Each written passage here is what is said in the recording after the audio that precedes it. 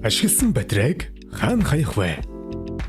Нэг ширхэг хуруу зай 1 м квадрат хөрсийг бохирдуулдаг гэдгийг та мэдгүй?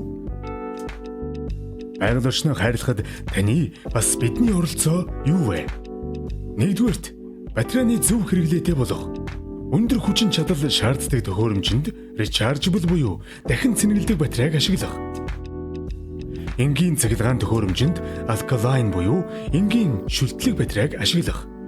Хүчин чадал бага шаарддаг цахилгаан төхөөрөмжөнд карбон зинк буюу нүүрсэн батарейг ашиглах.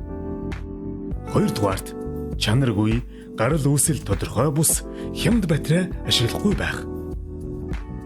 Гуравдугаарт ашигласан батарейгаа заавал ангилж зориулалтын газар хаях. Бид нийгмийн хариуцлагын хүрээнд хаягдал батарей цуглуулах савыг байршууллаа. Ашигласан батарей хаях байршлууд E-Mart супермаркет, доктор автосүлжээ, CU дэлгүүр. Санамж та зөвхөн ахуйн хэрэглээний батарейг хаях боломжтой.